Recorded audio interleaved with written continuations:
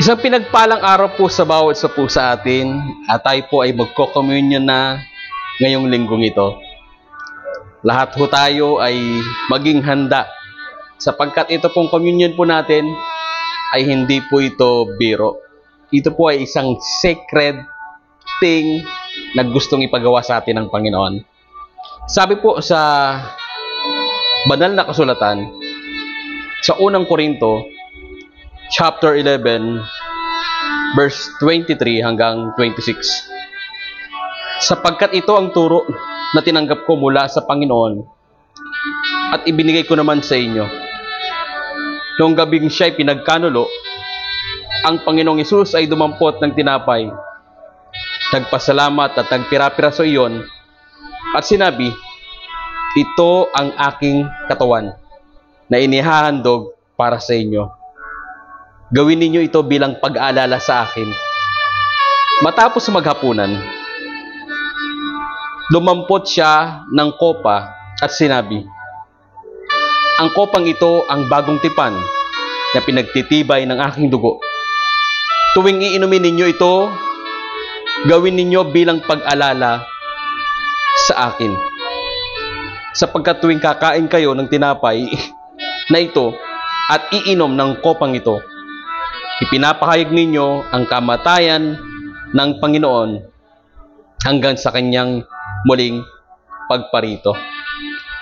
Tandaan po natin na ito pong ginawa ni Jesus na sakripisyo sa krus ng Kalbaryo ay hindi lamang po sa kanyang pagparito at pagkamatay at muling pagkabuhay.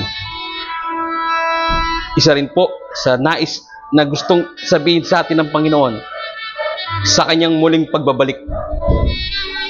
Kasama ito doon sa alalahanin po natin na ginawa ng Diyos sa ating pong buhay, na minsan pa pangalawang beses na siya po ay paparito at tayo po ay kukunin na ng Panginoon kapag siya ay bumalik na. Pero bago ang lahat, dahil sa dugo ng ating Panginoon at dahil sa kanyang katawan na nabuyubay sa krus ng Kalbaryo, lahat po tayo ay may pagkakataon na maligtas. At ikaw, kapatid, naniniwala sa Panginoon dahil nagsisi ka at humingi ng tawad sa Panginoong Diyos, kasama ka doon sa muling pagparito ng Panginoon. Kapag siya'y bumalik, dadalhin ka niya sa langit na bayan. At ang kaligtasan ay ipagkakalob na sa atin ng Panginoon. God is a God of life. Na patuloy na tayo po ay dating patay sa kasalanan. Pero dahil kay Kristo, tayo po ay nabuhay na maguli. Tayo po ay binigyan ng pagkakataon na makasama ng Diyos habang buhay sa kalangitan. Pero bago ang lahat, magkaisa po tayo. Naalalahanin po natin ang sakripisyo ni Jesus sa krus ng Kalbaryo. Kung meron po kayong mga tinapay, dalhin po natin yung ating po mga tinapay at tayo po ay magko-communion na po. Pinag-usapan natin kanina yung senyales bago dumating ang ating Panginoon. Sigurado, garantisado, one day, babalik ang Diyos at kukunin niya ang kanyang mga anak. Ang tanong, are we excited? Kung excited ka, taas po natin ang ating mga tinapay at ang ating pong juice. At ang tinapay po na ito, unahin po natin. Lord, maraming salamat. Itong tinapay na ito ay simbolo ng iyong katawan na nabayubay sa krus ng Kalbaryo.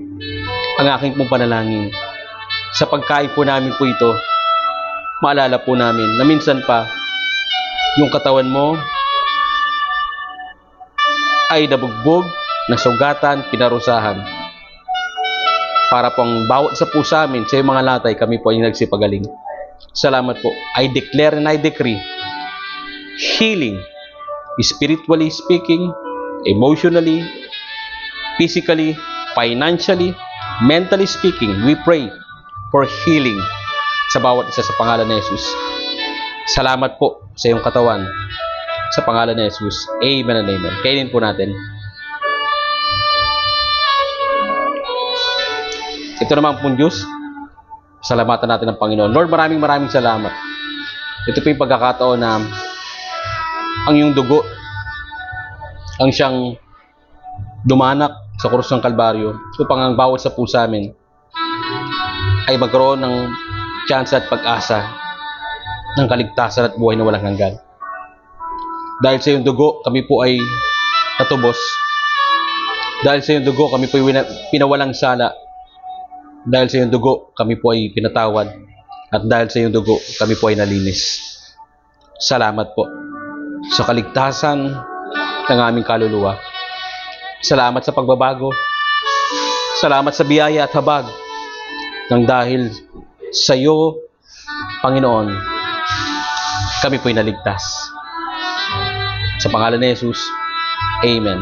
Inumin po natin Diyos.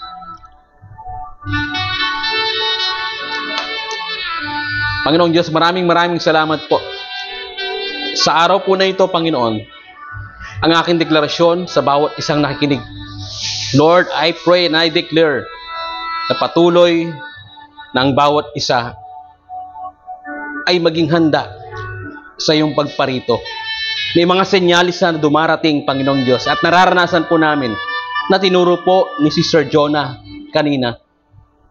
At nagpapasalamat po kami, Panginoon. Lord, 100% ikaw ay babalik sa takdang panahon. At yun po'y pag-uusapan namin sa mga susunod na linggo. Ng aking pong panalangin, Lord God, patuloy na ihanda mo ang aming buhay sa pagbabago, paglalingkod sa iyo. Patuloy na maranasan po namin ang kapangyarihan mo sa aming pong mga buhay. I speak healing sa bawat isang may sakit. I declare blessing sa bawat kinakapos at kinukulang ng mga pangangailangan.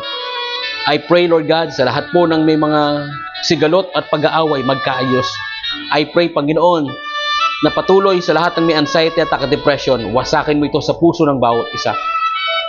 Sa araw ng linggo po na ito, Panginoon, naniniwala ko na ikaw ang siyang mag-iingat sa bawat sa puso amin, maging sa mahal po namin sa buhay. Ang aking deklarasyon, patuloy, Panginoong Diyos, na kami humayo at ipalaganap ang mabuting balita tungkol kay Kristo. Magdisipulo ng mga believers at patuloy, Panginoong Diyos, na magpagamit lamang po sa iyo. Continue bless, Lord God, this gathering. Bless our online family. Bless this church, Lord God, the pastors, the leaders. Bless, Lord God, also our nation. And we believe that continually you will reign in the Philippines and in this nation. Salamat po muli. Sa iyo lamang po ang pinakamataas na purit pagsamba. Sa pangalan ni Jesus, ang lahat po ay sumigaw ng malakas na Amen and Amen. Praise God, praise God. Let's shout Jesus reigns 7 times. 1, 2, 3, go. Jesus reigns, Jesus reigns, Jesus reigns, Jesus reigns, Jesus reigns, Jesus reigns, and Jesus reigns. Ito po ay sa darating na November 30, magsama-sama po tayo at patuloy na magdala po tayo ng baon po natin na pagkain at i-enjoy po natin yung gathering po na ito sa November 30, Sunday po ito. Yun na po yung ating pong gawain.